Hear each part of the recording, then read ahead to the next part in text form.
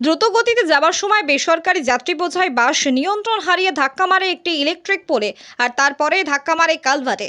রাস্তার উপরেই বাসটি উল্টে যায়। দুর্ঘটনাটি ঘটে সোমবার দুপুরে বর্ধমান নবদ্বীপ রাজ্য সড়কের ভান্ডারডিহিতে। বাস যাত্রীরা জানান, বাসটি বর্ধমান থেকে অত্যন্ত দ্রুত গতিতে যাবার সময় রাস্তার ধারে কালভার্টে নিয়ন্ত্রণ হারিয়ে ধাক্কা মারে, তারপরেই রাস্তার উপরে উল্টে যায়। বেশ কয়েকজন যাত্রী বাসের মধ্যে আটকে গেলেও বহু দুর্ঘটনার পরে স্থানীয় বাসিন্দারা উদ্ধার কাজে হাত লাগায়।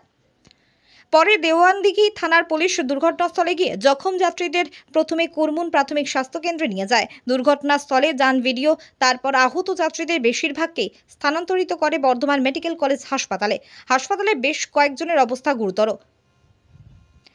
নবদ্বীপ শ্রীরামপুরের বাসিন্দা বাসযাত্রী আকবর শেখ বলেন, বাসটি বর্ধমান থেকে ছাড়ার পরে প্রচণ্ড গতিতে যাচ্ছিল। চালক নিয়ন্ত্রণ হারিয়ে কালভার্টে ধাক্কা মারে। চালকের ভুলে দুর্ঘটনা ঘটে।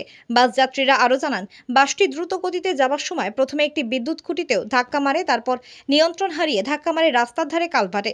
দুর্ঘটনার খবর পেয়ে পৌঁছান বর্ধমান 1 নম্বর ব্লকের ভিডিও রজনীশ কুমার যাদব।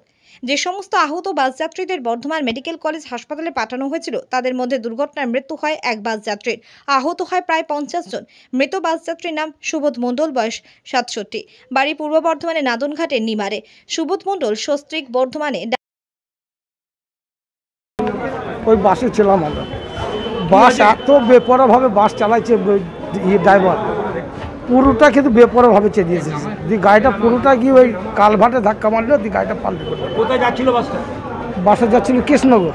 বর্ধমান থেকে? হ্যাঁ, বর্ধমান থেকে কৃষ্ণনগর। আমরা নামটা হিমাদপুর। প্রচণ্ড তারপরে 80-90 জন ব্রিজকে ধাক্কা মেরে দিয়েছে। তো নিজেই তো নিয়ন্ত্রণ রাখতে পারছে না, মানে এত গতিতেও কিন্তু বাস চালাইছে, মানে এত গতিতেও বাস চালাইছে, মানে বেপরোয়াভাবে চালাইছে, যেন সেই মদ খাম। হ্যাঁ, নিয়ন্ত্রণ হারিয়ে গিয়ে ওই কালভার্টে গিয়ে মারলো ধাক্কা। সবাই হয়ে গেছে। প্রায় 70-80 জন। ও গিয়ে ব্রিজে গিয়ে ধাক্কা মেরেছে। ওখানে কালভার্ট আছে, ওই কালভার্টে ব্রিজটা মেরেছে, দিয়ে ব্রিজটা ধাক্কা মেরেই আমি পাল্টে চাইছি। আমি যাচ্ছিলাম নবদ্বীপ শ্রীরামপুর, হিমাদপুরে নামছিলাম বর্ধমান বাস স্ট্যান্ডে থেকে।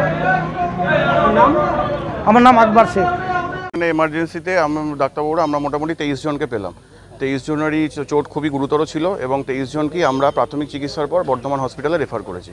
তার মধ্যে একটা বাচ্চা ছিল, বাকি সবই অ্যাডাল্ট পার্সন ছিল। মহিলা মোটামুটি ধরুন 50% প্রায় মহিলা ছিল। এক্সাক্ট ফিগারটা তো এই এত তাড়াহুড়োর মধ্যে মনে নেই। মোটামুটি 10 থেকে 11 জন মহিলা ছিল, বাকি জন পুরুষ ছিল। বাচ্চা একটাই ছিল। না, এখানে কোনো ব্রড ডেথ পেশেন্ট কিছু আসেনি এখনো অবধি। এখানে ডেথের কোনো ইনসিডেন্ট কিছু নেই। আশঙ্কাজনক কতজন? আশঙ্কাজনকের 23 জনের মধ্যে মোটামুটি 10 জনের অবস্থা খুবই আশঙ্কাজনক এবং তাদের মনে হচ্ছে ব্রেনে জোর হেমারেজ হয়েছে, কান থেকে, মুখ থেকে, মাথা থেকে ব্লিডিং হচ্ছিল। স্টিচগুলো আমরা সবাই করে দিয়েছি এবং সিটি স্ক্যানের জন্য বিএমসিতে পাঠানো হয়েছে। আমার নাম doctor Sayantan Ghosh, BMOH Kurmun BPSC. আজকে প্রায় 1:45-50 নাগাদে আমরা খবর পেলাম যে একটা বাস পাল্টে গেছে। সঙ্গে সঙ্গে অ্যাম্বুলেন্স বা গাড়ি, পুলিশ সবাই প্রশাসনকে নিয়ে আমরা ঢুকেছি, আর ওখান থেকে সবাইকে উদ্ধার করেছি। কিছুজন এখানে চিকিৎসা পেয়েছে, আর কিছুজনকে আমরা বিএমসিতে পাঠিয়েছি। কোন রুটের বাস? সেটা এখনও আমরা কনফার্ম পাইনি যে কোন রুটের বাস ছিল, কিন্তু হ্যাঁ, বাসগুলোকে আমরা এবার উদ্ধার করেছি। বাসটা ভান্ডারডিহিতে আছে, ওখান থেকে পুলিশ উদ্ধার করছে। বাকি আমরা যা পেশেন্ট যা ছিল সবাইকে বের করে সবাইকে হসপিটালে পাঠিয়ে দিয়েছি। কতজন মতো আহত হয়েছে? আহত হয়েছেন প্রায় 30+। 23 জনকে আমরা বিএমসিএইচে পাঠিয়েছি, এখান থেকে রেফার করেছি। তো আশা করি সবার ওখানে সুপার স্যারতে কথা হয়ে গেছে, plus ADM sir, CMS sir, SDO sir সবাই ওখানে আছেন। ওনারা পার্সোনালি ম্যাটারটা টেক আপ করছেন। প্রশাসন থেকে আমরা যথেষ্ট চেষ্টা করব সবাইকে সঠিকভাবে চিকিৎসা করা। মারা ঠারা কেউ গেছে? আপাতত কোনো স্পট থেকে কোনো খবর পাইনি। হ্যাঁ, ওর মধ্যে 2-4 জন খুব সিরিয়াসলি ইনজার্ড আছে, ওদেরকে আমরা প্রেফারেন্স দিয়ে চিকিৎসাটা করব। আচ্ছা, স্থানীয়রা যেটা জানাচ্ছেন যে প্রায় অত্যন্ত দ্রুত গতিতে বাসগুলো যাতায়াত করে, এক্ষেত্রেও সেই ধরনের একই ঘটনা ঘটে, সেটা আমরা কি কোনো ব্যবস্থা নেই? হ্যাঁ, সেটা আমরা আরটিও স্যারকেও জানিয়েছি। যদি এটা আমরা একবার এনকোয়ারি করে পাই যে ওভার স্পিডিং ছিল, অবশ্যই আমরা ওরা